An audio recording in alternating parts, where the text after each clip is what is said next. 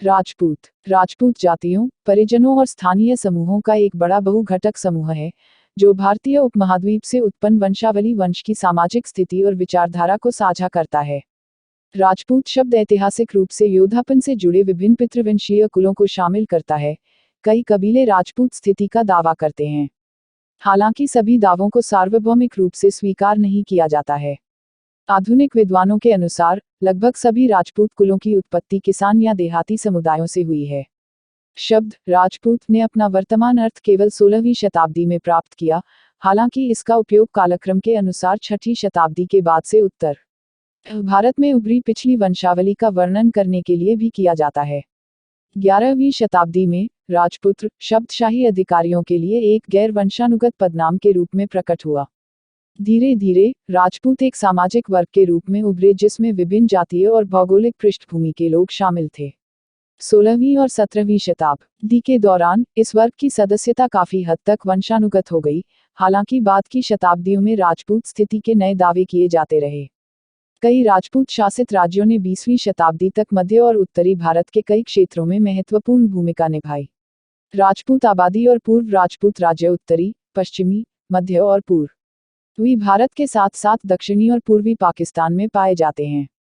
इन क्षेत्रों में राजस्थान, हरियाणा, गुजरात, पूर्वी पंजाब, पश्चिमी पंजाब, उत्तर प्रदेश, हिमाचल प्रदेश, जम्मू, उत्तराखंड, बिहार, मध्य प्रदेश और सिंध शामिल हैं। इतिहास राजपूतों की उत्पत्ति इतिहासकारों के बीच एक बहुत बहस का विषय रहा है। आधुनिक इतिहासकार इस बात से सहमत हैं कि राजपूतों में शूद्रों और आदिवासियों सहित विभिन्न सामाजिक समूहों का मिश्रण था। ब्रिटिश औपनिवेशिक युग के लेखकों ने उन्हें सीथियन या हून जैसे विदेशी आक्रमणकारियों के वंशज के रूप में चित्रित किया और उनका मानना कि अग्निकुला मिथक का आविष्कार उनके विदेशी मूल को छिपाने के लिए किया गया था। इस सिद्धांत के अनुसार राजपूतों की उत्पत्ति तब हुई जब गुप्त साम्राज्य के पतन के बाद इन आक्रमणकारियों को 6ठी या 7वीं शताब्दी के दौरान क्षत्रिय श्रेणी में आत्मसात कर लिया गया था। जबकि इनमें से कई औपनिवेशिक लेखकों ने औपनिवेशिक शासन को वैध बनाने के लिए इस विदेशी मूल के सिद्धांत का प्रचार किया। इस सिद्धांत का समर्थन कुछ भारतीय विद्वानों जैसे D.R. भंडारकर ने भी किया था। इतिहासकार C.V. वैद्य राजपूतों को प्राचीन वैदिक आर्य क्षत्रियों के वंशज मानते थे। इतिहासकारों के एक तीसरे समूह, जिसमें य नारायण असोपा शामिल हैं, ने सिद्धांत दिया कि राजपूत ब्राह्मण थे जो शासक बने। हालांकि हाल के शोध से पता चलता है कि राजपूत विभिन्न जातीय और भौगोलिक पृष्ठभूमि के साथ साथ शूद्रों सहित विभिन्न वर्णों से आए थे। लगभग सभी राजपूत कुलों की उत्पत्ति किसान या देहाती समुदायों से हुई थी। आधुनिक ऐतिहासिक शोध से पता चलता है कि राजपूत समुदाय की उत्पत्ति मौजूदा समुदायों जैसे भील, मेर्स, मिनस, गुर्जर, जाट, रायका से हुई है, जो औपनिवेशिक नृवंशविज्ञान संबंधी खातों के विपरीत है जहां इन समुदायों ने राजपूत मूल का दावा किया था। मूल शब्द राजपुत्र शाब्दिक रूप से राजा का पुत्र पहली बार 11वीं शताब्दी के संस्कृत शिला लेखों में शाही अधिकारियों के लिए एक पद के रूप में प्रकट होता है। कुछ विद्वानों के अनुसार यह एक राजा के निकट संबंधियों के लिए आरक्षित था। दूसरों का मानना कि इसका उपयोग उच्च श्रेणी के पुरुषों के एक बड़े समूह द्वारा किया गया था। व्युत्पन्न शब्द राजपूत का अर्थ 15वीं शताब्दी से पहले घोड़ा सैनिक, गांव का मुखिया या अधीनस्थ प्रमुख था। जिन व्यक्तियों के साथ 15वीं शताब्दी से पहले राजपूत शब्द जुड़ा हुआ था, उन्हें वर्ण संकार, मिश्रित जाति मूल और क्षत्रिय से कमतर माना जाता था। समय के साथ शब्द राजपूत एक वंशानुगत राजनीतिक स्थिति को निरूपित करने के लिए आया, जो जरूरी नहीं कि बहुत अधिक था। यह शब्द एक राजा के वास्तविक पुत्र से लेकर निम्नतम रैंक वाले भूमिधारक तक रैंक धारकों की एक विस्तृत श्रृंखला को निरूपित कर सकता है। विद्वानों के अनुसार मध्ययुगीन काल में भारत की राजनीतिक इकाइयों पर शायद बहुत कम जन्म के पुरुषों द्वारा सबसे अधिक शासन किया जाता था, और यह उत्तर भारत में राजपूतों के कई कुलों के लिए समान रूप से लागू हो सकता है। बर्टनस्टीन बताते हैं कि हिंदू वर्ण व्यवस्था में सामाजिक गतिशीलता के माध्यम से अक्सर निम्न सामाजिक मूल के शासकों को स्वच्छ रैंक की अनुमति देने की यह प्रक्रिया अद्वितीय भारतीय सभ्यता की लंबी उम्र के स्पष्टीकरण में से एक के रूप में कार्य करती है। धीरे धीरे राजपूत शब्द एक सामाजिक वर्ग को निरूपित करने के लिए आया, जिसका गठन तब हुआ जब विभिन्न आदिवासी और खानाबदोश समूह जमींदार बन गए और शासक वर्ग में बदल गए। इन समूहों ने उच्च सामाजिक पदों और रैंकों के अपने दावे के हिस्से के रूप में राजपूत शीर्षक ग्रहण किया। प्रारंभिक मध्ययुगीन साहित्य से पता चलता है कि इस नवगठित राजपूत वर्ग में कई जातियों के लोग शामिल थे। इस प्रकार राजपूत पहचान एक साझा वंश का परिणाम नहीं है, बल्कि यह तब उभरा जब मध्यकालीन भारत के विभिन्न सामाजिक समूहों ने क्षत्रिय स्थिति का दावा करके अपनी नई अर्जित राजनीतिक शक्ति को वैध बनाने की मांग की। इन समूहों ने अलग अलग समय पर अलग अलग तरीकों से राजपूत के रूप में पहचान बनानी शुरू कर दी। इस प्रकार आधुनिक विद्वान संक्षेप में बताते हैं कि राजपूत 8वीं शताब्दी के बाद से खुली स्थिति का समूह थे, ज्यादातर अनपढ़ योद्धा जिन्होंने प्राचीन भारतीय क्षत्रियों के पुनर्जन्म होने का दावा किया था, एक ऐसा दावा जिसका कोई ऐतिहासिक आधार नहीं था। इसके अलावा इस निराधार क्षत्रिय स्थिति के दावे ने क्षत्रियों के शास्त्रीय वर्ण के विपरीत दिखाया, जैसा कि हिंदू साहित्य में दर्शाया गया है, जिसमें क्षत्रियों को एक शिक्षित और शहरी कबीले के रूप में दर्शाया गया है। इतिहासकार थॉमस आर मेटकाफ ने भारतीय विद्वान के एम पनिक्कर की राय का उल्लेख किया है, जो मध्यकालीन भारत के प्रसिद्ध राजपूत राजवंशों को गैर क्षत्रिय जातियों से आते हैं। मुगल साम्राज्य के युग के दौरान राज्य सेना में सेवा के संयोजन के साथ हाइपोगैमस विवाह एक और तरीका था जिससे एक आदिवासी परिवार राजपूत में परिवर्तित हो सकता था। इस प्रक्रिया में परंपरा में बदलाव, पहनावा, खिड़की के पुनर्विवाह को समाप्त करना आदि की आवश्यकता थी। एक आदिवासी परिवार का एक स्वीकृत लेकिन संभवतः गरीब राजपूत परिवार के साथ ऐसा विवाह अंततः गैर राजपूत परिवार को राजपूत बनने में सक्षम करेगा। यह विवाह पद्धति इस तथ्य का भी समर्थन करती है कि राजपूत एक खुली जाति श्रेणी थी जो मुगलों की सेवा करने वालों के लिए उपलब्ध थी। औपनिवेशिक काल में राजपूतों का गठन जारी रहा। 19वीं शताब्दी में भी ग्राम जमींदार से नवधनी निम्न जाति शूद्र तक कोई भी ब्राह्मणों को पूर्वव्यापी रूप से वंशावली बनाने के लिए नियुक्त कर सकता था और कुछ पीढ़ियों के भीतर उन्हें हिंदू राजपूतों के रूप में स्वीकृति मिल जाएगी। इस प्रक्रिया को उत्तर भारत के समुदायों द्वारा प्रतिबिंबित किया जाएगा। राजपूत समुदाय की उत्पत्ति की इस प्रक्रिया के परिणामस्वरूप हाइपोगैमी के साथ साथ कन्या भ्रूण हत्या भी हुई, जो हिंदू राजपूत कुलों में आम थी। विद्वान इसे राजपूतीकरण के रूप में संदर्भित करते हैं, जो कि संस्कृतिकरण की तरह ऊर्ध्वगामी गतिशीलता के लिए एक विधा थी, लेकिन न यह अन्य विशेषताओं जैसे पूजा की विधि, जीवन शैली, आहार, सामाजिक संपर्क, महिलाओं के लिए नियम और विवाह आदि में संस्कृतिकरण से भिन्न थी।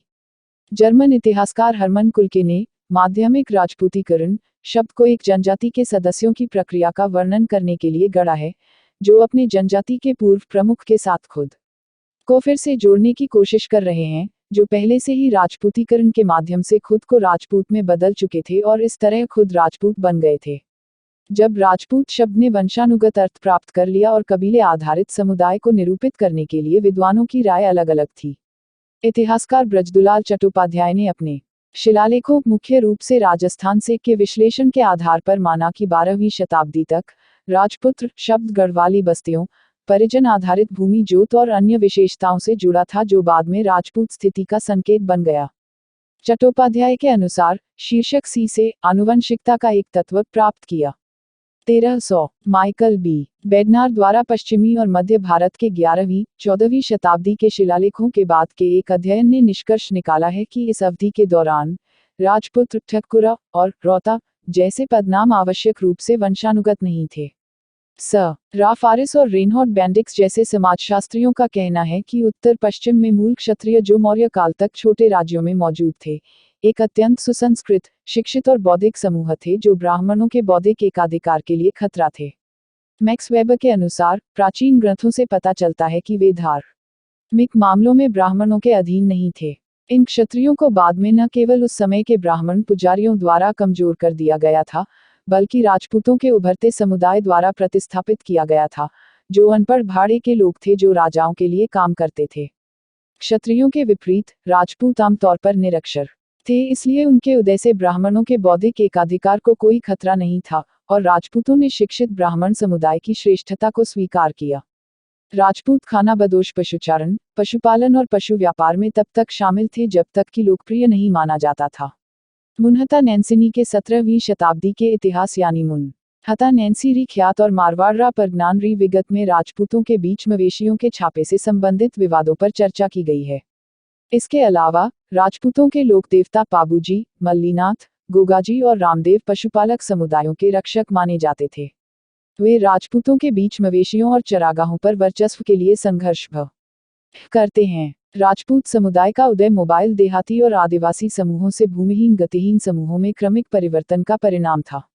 इसने कृषि विस्तार के लिए मोबाइल संसाधनों पर नियंत्रण आवश्यक कर दिया, जिसके कारण रिश्तेदारी संरचना, मार्शल और वैवाहिक गठबंधन आवश्यक हो गए।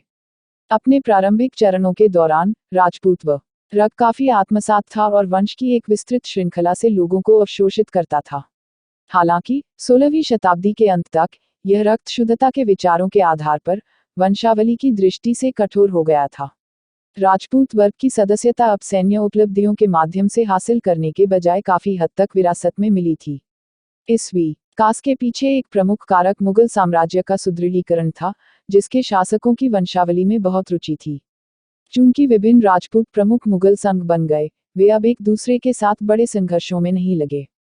इसने सैन्य कार्रवाई के माध्यम से प्रतिष्ठा प्राप्त करने की संभावना को कम कर दिया और वंशानुगत प्रतिष्ठा को और अधिक महत्वपूर्ण बना दिया। इस प्रकार राजपूत शब्द ने 16वीं शताब्दी में अपना वर्तमान अर्थ प्राप्त कर लिया। 16वीं और 17वीं शताब्दी के दौरान राजपूत शासकों और उनके चरणों ने वंश और रिश्तेदारी के आधार पर राजपूत सामाजिक राजनीतिक स्थिति को वैध बनाने की मांग की। उन्होंने राजपूत परिवारों को प्राचीन राजवंशों से जोड़ने वाली वंशावली गढ़ी और उन्हें उत्पत्ति के मिथकों से जोड़ा, जिन्होंने उनकी क्षत्रिय स्थिति को स्थापित किया। इसने इंडोलॉजिस्ट डिककोल्फ को राजपूत महान परंपरा कहा, जिसने राजपूत पहचान के लिए केवल वंशानुगत दावों को स्वीकार किया और कुलीनता और विशिष्टता की धारणा को बढ़ावा दिया। पौराणिक महाकाव्य कविता पृथ्वीराज रासो, जिसमें कई अलग अलग राजपूत कुलों के योद्धाओं को पृथ्वीराज चौहान के सहयोगियों के रूप में दर्शाया गया है, ने इन कुलों के बीच एकता की भावना को बढ़ावा दिया। इस प्रकार पाठ ने इन कुलों को एक साझा इतिहास प्रदान करके राजपूत पहचान को मजबूत करने में योगदान दिया। इन विकासों के बावजूद प्रवासी सैनिकों ने 19वीं शताब्दी के अंत तक राजपूत स्थिति के लिए नए दावे किए। 19वीं शताब्दी में भारत के औपनिवेशिक प्रशासकों ने राजपूतों को एंग्लो सैक्सन शूरवीरों के समान फिर से कल्पना की। उन्होंने राजपूत वंशावली को भूमि विवादों को निपटाने, जातियों और जनजातियों का सर्वेक्षण करने और इतिहास लिखने की प्रक्रिया में संकलित किया। ये वंशावली वास्तविक और नकली राजपूत कुलों के बीच भेद करने का आधार बनी। विद्वान राजपूत समुदायों में उन समुदायों द्वारा सफल आत्मसात करने के हालिया उदाहरण भी देते हैं जो 20वीं शताब्दी की शुरुआत में भी योद्धापन से जुड़े नहीं थे। विलियम रोवे मध्य प्रदेश, उत्तर प्रदेश और बिहार से एक शूद्र जाति नोनिया नमक बनाने वालों की जाति के उदाहरण पर चर्चा करते हैं। इस जाति का एक बड़ा वर्ग जो ब्रिटिश राजकाल में 3 पीढ़ियों में चौहान राजपूत बन गया था। 1898 में श्री राजपूत पिचरनी सभा, राजपूत एडवांसमेंट सोसाइटी का गठन और राजपूत जीवन शैली का अनुकरण करके अधिक धनी या उन्नत नोनिया शुरू हुए। उन्होंने भी पवित्र धागा पहनना शुरू कर दिया। रोवे कहते हैं कि 1936 में जाति की एक ऐतिहासिक बैठक में इस नोनिया वर्ग के हर बच्चे को अपनी राजपूत विरासत के बारे में पता था। इसी तरह डोनाल्ड एटवुड और बाविस्कर चरवाहों की एक जाति का उदाहरण देते हैं जो पूर्व में शूद्र थे और राजयुग में सफलतापूर्वक अपनी स्थिति बदलकर राजपूत हो गए और पवित्र धागा पहनना शुरू कर दिया। वे अब सागर राजपूतों के रूप में जाने जाते हैं। विद्वान इस उदाहरण को हजारों के बीच एक मामला मानते हैं। शोधकर्ता वर्तमान उत्तराखंड गढ़वाल और कुमाऊं के दोनों डिवीजनों के राजपूतों का उदाहरण देते हैं और दिखाते हैं कि कैसे वे औपचारिक रूप से शूद्र या अनुष्ठानिक रूप से कम थे, लेकिन अलग अलग समय में सफलतापूर्वक राजपूत समुदाय में शामिल हो गए थे। कुमाऊं के इन राजपूतों ने चांद राजाओं के शासनकाल के दौरान सफलतापूर्वक राजपूत पहचान प्राप्त कर ली थी, जो 1790 में समाप्त हो गया था। इसी तरह गढ़वाल के इन राजपूतों को गेराल्ड बेरेमैन द्वारा 20वीं शताब्दी के अंत तक एक अनुष्ठानिक रूप से निम्न स्थिति के रूप में दिखाया गया था। राजपूत राज्य अलग थे, एक कबीले के प्रति वफादारी व्यापक राजपूत सामाजिक समूह के प्रति निष्ठा से अधिक महत्वपूर्ण थी, जिसका अर्थ है कि एक कबीला दूसरे से लड़ेगा। एक कबीले के नेता राजा की मृत्यु के समय हुई स्थिति के लिए यह और आंतरिक संघर्ष का मतलब था कि राजपूत राजनीति तरल थी और एक सुसंगत राजपूत साम्राज्य के गठन को रोकती थी। पहला प्रमुख राजपूत राज्य मेवाड़ का सिसोदिया शासित राज्य था। हालांकि राजपूत शब्द का प्रयोग 11वीं और 12वीं शताब्दी के प्रमुख मार्शल वंशों के लिए एक कालानुक्रमिक पदनाम के रूप में भी किया गया है, जो प्रतिहार, चाहमान, शाकंभरी, नाडोल और जालोर के तोमर जैसे गजनवीद और घुरिद आक्रमणकारियों का सामना करते थे। चालुक्य, परमार, गढ़वाल और चंदेल। हालांकि इस समय राजपूत पहचान मौजूद न थी, इन वंशों को बाद के समय में कुलीन राजपूत कुलों के रूप में वर्गीकृत किया गया था। 15वीं शताब्दी में मालवा और गुजरात के मुस्लिम सुल्तानों ने मेवाड़ शासक राणा कुंभा को परास्त करने के लिए संयुक्त प्रयास किया, लेकिन दोनों सुल्तानों की हार हुई। इसके बाद 1518 में राणा सांगा के तहत राजपूत मेवाड़ साम्राज्य ने दिल्ली सल्तनत के सुल्तान इब्राहिम लोधी पर एक बड़ी जीत हासिल की और बाद में राणा का प्रभाव आगरा में पिलिया खार की 48 दूरी तक बढ़ा। तदनुसार राणा सांगा वर्चस्व के लिए सबसे प्रतिष्ठित स्वदेशी दावेदार बन गए, लेकिन 1527 में खानवा की लड़ाई में मुगल आक्रमणकारी बाबर से हार गए। पौराणिक खातों में कहा गया है कि 1200 ईस्वी से कई राजपूत समूह पूर्व की ओर पूर्वी गंगा के मैदानों की ओर चले गए, जिससे उनका अपना निर्माण हुआ। सरदार ये छोटे राजपूत राज्य आधुनिक उत्तर प्रदेश और बिहार में गंगा के मैदानी इलाकों में फैले हुए थे। इस प्रक्रिया के दौरान स्थानीय आबादी के साथ छोटी छोटी झड़पें हुईं और कुछ मामलों में गठबंधन भी बने। इन राजपूत सरदारों में भोजपुर के जमींदार और अवध के तालुक थे। गंगा के मैदानी इलाकों के इन हिस्सों में राजपूत कबीले प्रमुखों के आप्रवासन ने भी पहले के वन क्षेत्रों के कृषि विनियोग में योगदान दिया, खासकर दक्षिण बिहार में। कुछ लोगों ने इस पूर्व की ओर विस्तार को पश्चिम में घुरिद आक्रमण का शुरुआत के साथ जोड़ा है। 16वीं शताब्दी की शुरुआत से बिहार और अवध के पूर्वी क्षेत्रों के पूर्वी राजपूत सैनिकों को पश्चिम में, विशेष रूप से मालवा क्षेत्र में राजपूतों के लिए भाड़े के सैनिकों के रूप में भर्ती किया गया था। 16वीं शताब्दी के मध्य के बाद कई राजपूत शासकों ने मुगल सम्राटों के साथ घनिष्ठ संबंध बनाए और विभिन्न क्षमताओं में उनकी सेवा की। यह राजपूतों के समर्थन के कारण था कि अकबर भारत में मुगल साम्राज्य की नींव रखने में सक्षम था। कुछ राजपूत रईसों ने राजनीतिक उद्देश्यों के लिए अपनी बेटियों की शादी मुगल बादशाहों और राजकुमारों से कर दी।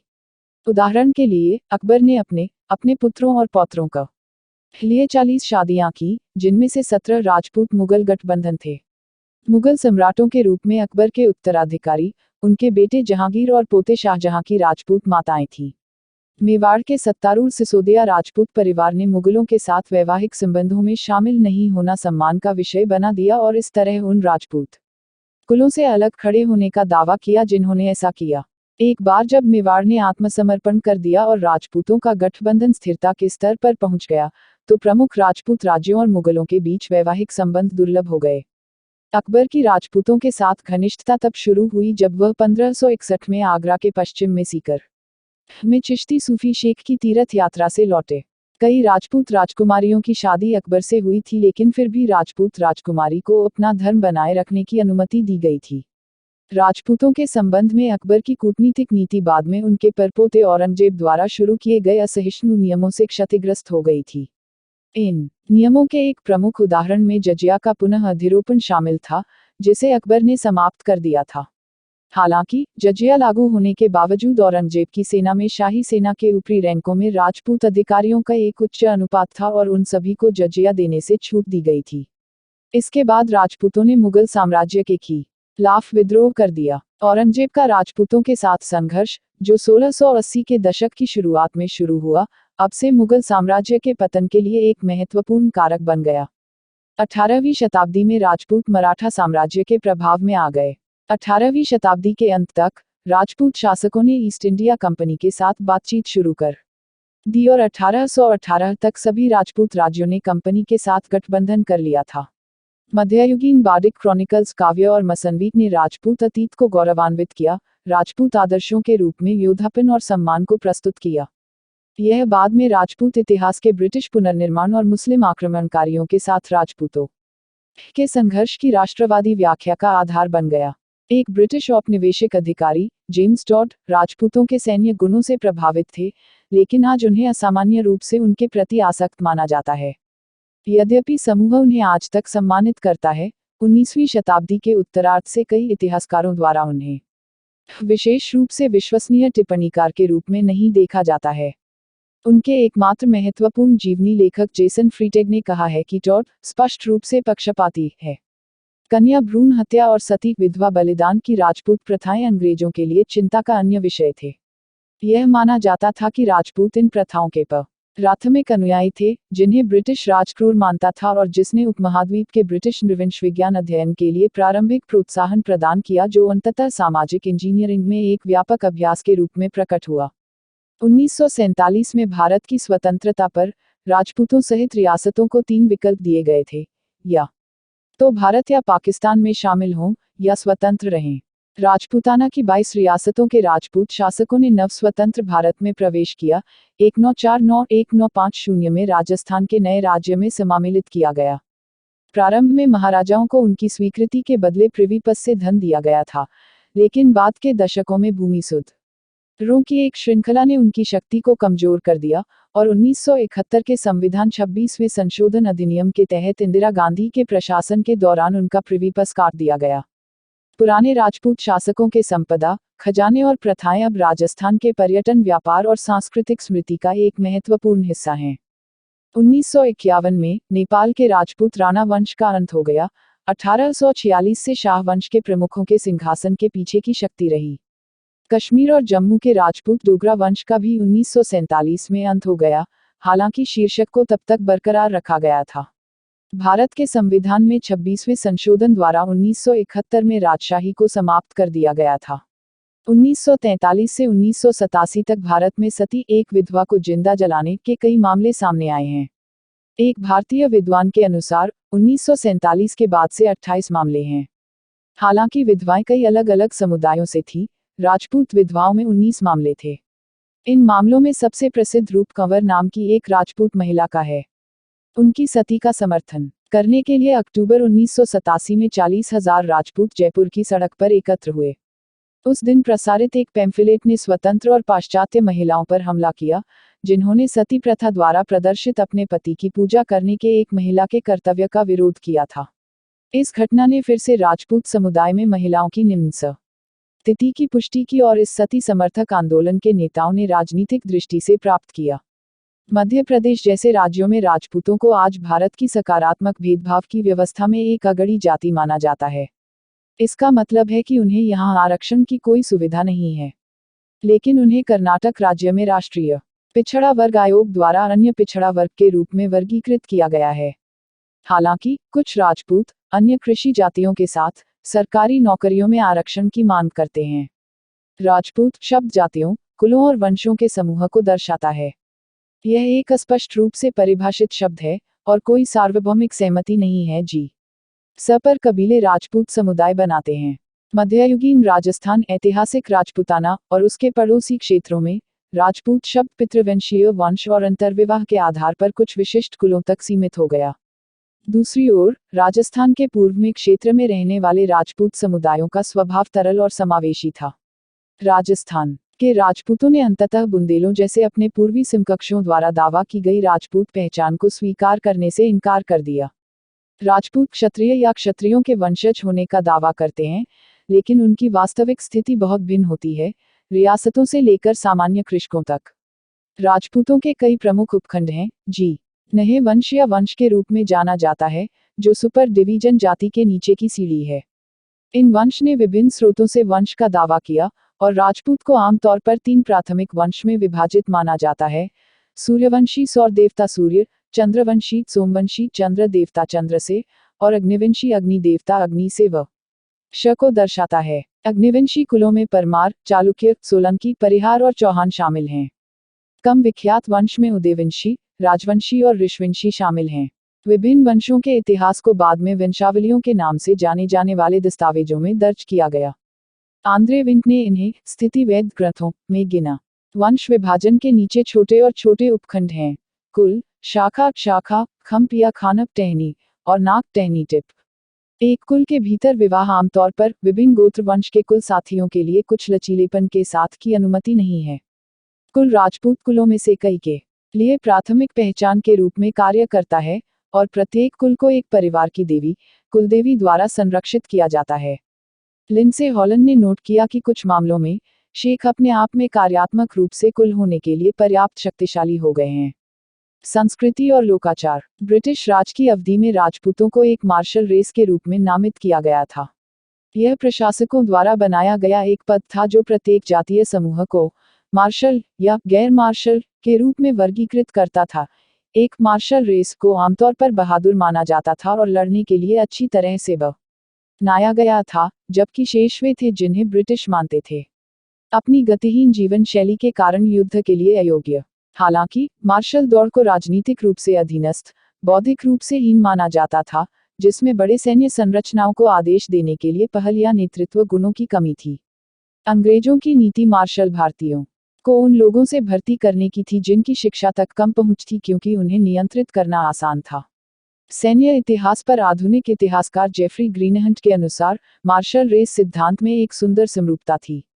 जो भारतीय बुद्धिमान और शिक्षित थे उन्हें काय के रूप में परिभाषित किया गया था, जबकि बहादुर के रूप में परिभाषित लोग अशिक्षित और पिछड़े थे। अमेय सामंत के अनुसार वैवाहिक जाति को भाड़े की भावना वाले लोगों से चुना गया था, एक सैनिक जो किसी भी समूह या देश के लिए लड़ता है जो उसे भुगतान करेगा, क्योंकि इन समूहों में एक विशेषता के रूप में राष्ट्रवाद की कमी थी। बिहार के राजपूत मार्शल आर्ट फॉर्म परिखंड के आविष्कारक थे, जिसमें तलवारों और ढालों का भारी उपयोग शामिल है। इस अभ्यास को बाद में छऊ नृत्य की तरह बिहार और झारखंड के लोक नृत्यों में शामिल किया गया था। विशेष अवसरों पर एक प्राथमिक प्रमुख अपने जागीरदारों की एक बैठक खंड नारियल, खंजर और नारियल के वितरण के साथ करता था। अपनी तलवार के प्रति राजपूत का श्रद्धा की एक और पुष्टि वार्षिक नवरात्रि उत्सव के दौरान की जाने वाली कारगा शपना तलवार की आराधना अनुष्ठान थी, जिसके बाद एक राजपूत को बलात्कार और बदला लेने के लिए अपने जुनून को शामिल करने के लिए स्वतंत्र माना जाता है। राजस्थान के राजपूत भी नवरात्रि के दौरान अपने परिवार देवी कुलदेवता को जल भई स या बकरी की बलि चढ़ाते हैं। अनुष्ठान के लिए एक ही झटके में जानवर को मारने की आवश्यकता होती है। अतीत में इस अनुष्ठान को युवा राजपूत पुरुषों के लिए पारित होने का संस्कार माना जाता था। राजपूतों ने आमतौर पर पर्दा महिलाओं का एकांत की प्रथा को अपनाया है। राजपूत महिलाओं को मुगल हरम में शामिल किया जा सकता था और इसने मुगलों को राजपूत कुलों पर अधिपति के रूप में परिभाषित किया। मेवाड़ का सिसोदिया कबीला एक अपवाद था, क्योंकि उन्होंने अपनी महिलाओं को मुगल हरम में भेजने से इनकार कर दिया था, जिसके परिणामस्वरूप चित्तौड़ में घेराबंदी और सामूहिक आत्महत्या हुई थी। ऐतिहासिक रूप से राजस्थान के राजपूत शासक कुलों के सदस्यों ने भी बहुविवाह का अभ्यास किया है और उन कई महिलाओं को भी लिया है जिन्हें उन्होंने अपने द्वारा जीते गए युद्धों से उपपत्नी के रूप में गुलाम बनाया था। भारत में कई सशस्त्र संघर्षों के दौरान महिलाओं को बंदी बना लिया गया, गुलाम बना लिया गया और यहाँ तक बेच दिया गया। उदाहरण के लिए जयपुर राज्य और जोधपुर राज्य के बीच 1807 में जयपुर की सेना द्वारा मारवाड़ की महिलाओं को पकड़ना और बेचना। गुलाम महिलाओं को अलग अलग लोगों द्वारा संदर्भित किया गया था, उन पर लगाई गई शर्तों के अनुसार। उदाहरण के लिए एक घरेलू दास को दावरी कहा जाता था, नर्तक को पातर कहा जाता था, एक वरिष्ठ महिला दास महिलाओं के क्वार्टर में अनुचर को बदरन या वदारन कहा जाता था, एक उपपत्नी को ख्वासिन कहा जाता था और एक महिला जिसे राजपूत रानियों की तरह घूंघट पहनने की अनुमति दी गई थी उसे परदायत कहा जाता था। चक्र शब्द का इस्तेमाल अपने श्रेष्ठ की सेवा करने वाले व्यक्ति के लिए किया गया था और चक्रों में विशिष्ट व्यावसायिक समूहों जैसे ब्राह्मण महिलाएं, रसोइया, नर्स, दर्जी, धोबी महिलाओं के पूर्ण परिवार शामिल थे। राजपूतों और उनके अवर के नाजायज मिलन से पैदा हुए बच्चों के लिए गोलियों और दरोगी जैसे शब्दों का इस्तेमाल महिलाओं के लिए किया जाता था और पुरुषों के लिए गोला और दरोगा का इस्तेमाल किया जाता था। विनम्र इतिहास का कहना है कि जिन महिलाओं को उच्च सामाजिक रैंक के रूप में माना जाता था, उन्हें विवाह के साथ या बिना उनके विजेताओं के हरम को सौंपा गया था। राजपूत दरबारों के इतिहास ने दर्ज किया है कि राजपूत समुदाय की महिलाओं को भी राजपूतों द्वारा एक युद्ध के विजेता पक्ष से इस तरह के व्यवहार का सामना करना पड़ा था। 16वीं सदी के अंत से 19वीं शताब्दी के मध्य तक कई रिकॉर्ड भी हैं जब राजपूतों ने उनकी मृत्यु पर एक राजा की रानियों, नौकरों और दासों का बलिदान किया था। राम्या श्रीनिवासन एक जैन उपपत्नी का भी उदाहरण देते हैं जो एक नौकर से पासवान नामक एक श्रेष्ठ उपपत्नी के रूप में चली गई। प्रियंका खन्ना के अनुसार मारवाड़ के शाही राजपूत परिवारों के साथ जिन महिलाओं ने उपपत्नी की थी, उनमें उस क्षेत्र के गुर्जर, अहीर, जाट, माली, कायस्थ और दारजी समुदायों की महिलाएं भी शामिल थीं। मारवाड़ की इन जातियों ने मारवाड़ 1861 की जनगणना के आंकड़ों के आधार पर राजपूत वंश का दावा किया। हालांकि 16वीं और 19वीं सदी की शुरुआत के बीच राजस्थान के राजपूतों के शासक कुलों द्वारा दास्ता और दास्ता के रूपों पर आधुनिक विद्वानों द्वारा किए गए शोध को, विरल जानकारी, असमान रिकॉर्ड कीपिंग के कारण बाधाओं का सामना करना पड़ता है। और ऐतिहासिक अभिलेखों की पक्षपातपूर्ण प्रकृति। आज का रावण राजपूत समुदाय एक ऐसा गुलाम समुदाय था। ऐसे सिंघों के पुरुष बच्चों को उनके पिता के नाम से और कुछ मामलों में धाई भाई, पालक भाई के रूप में पहचाना जाता था और घर में शामिल किया जाता था। उदाहरण दिए गए हैं जहां उन्होंने अपने सौतेले भाइयों को युद्ध अभियानों में मदद की। रखैलों और दास की कन्याओं ने पैसे के बदले राजपूत पुरुषों से विवाह किया या वे नाचने वाली लड़कियां बन गईं। कन्या भ्रूण हत्या के कारण उपलब्ध दुल्हनों की कमी के कारण निम्न जाति की महिलाओं का अपहरण हुआ, जिन्हें उच्च कुल राजपूतों को विवाह के लिए बेच दिया गया था। चूंकि ये बिक्री वास्तव में शादी के उद्देश्य के लिए थी, इसलिए उन्हें कानूनी माना जाता था। निचले कुलों को भी दुल्हनों की कमी का सामना करना पड़ा। इस मामले में उन्होंने गुर्जर और जाट समुदायों जैसी महिलाओं से शादी की। खानाबदोश समुदायों ने भी कुछ मामलों में पैसे के लिए अपनी बेटियों की शादी राजपूत दूल्हों से कर दी। पेंसिल्वेनिया के कुट्सटाउन विश्वविद्यालय के एक मानव विज्ञानी एलर फैंगर ने 20वीं शताब्दी के अंत में उत्तर प्रदेश अब उत्तराखंड में के एक क्षेत्र में कुछ राजपूत समूहों पर शोध किया। उन्होंने इन राजपूतों के बीच दुल्हन की कीमत के लिए अपनी महिलाओं को शादी के लिए बेचने की प्रथा का अध्ययन किया। ब्राइड प्राइस दूल्हे के परिवार द्वारा दुल्हन के परिवार को दुल्हन की खरीद के लिए भुगतान की जाने वाली कीमत है, स्वयं दुल्हन नहीं। जोशी इन राजपूतों के बीच दुल्हन की कीमत के इस संदर्भ में उदाहरण देते हैं। एक महिला एक संपत्ति है जिसे परिवार के पिता द्वारा बेटों में से एक के लिए खरीदा जाता है। लेन देन की प्रकृति अधिक के लिए एक मूल्यवान वस्तु का अधिग्रहण है। एक पुरुष और एक महिला के बीच एक संविदात्मक संबंध की तुलना में परिवार। 1815 में ब्रिटिश शासन से पहले पति का पत्नी पर पूर्ण नियंत्रण था और वह और साथ ही उसके उत्तराधिकारी उसे या उसके बच्चों को दास के रूप में बेच सकते थे। टोरंटो विश्वविद्यालय के इतिहासकार मालविका कस्तूरी द्वारा 19वीं शताब्दी के भारत के उत्तर भारतीय राजपूतों में ब्राइडवेथ की भी चर्चा की गई है।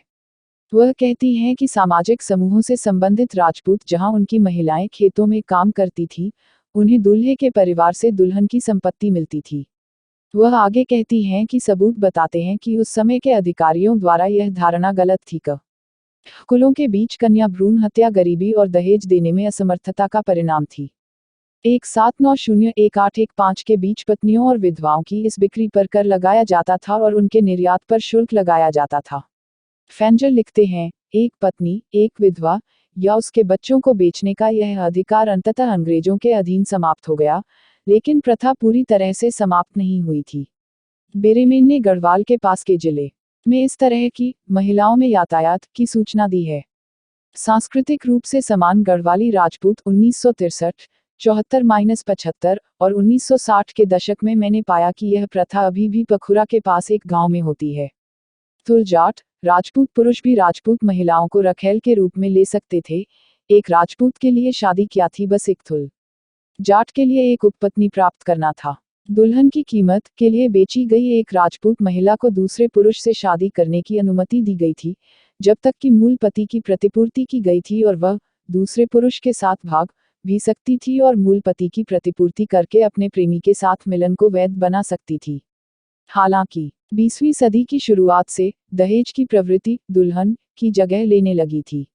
उत्तराखंड के इन राजपूत समूहों को आज औपचारिक रूप से शूद्रों के रूप में वर्गीकृत किया गया था, लेकिन चांद राजाओं, जो 1790 में समाप्त हुआ, के शासन के दौरान सफलतापूर्वक राजपूत स्थिति में परिवर्तित हो गए थे।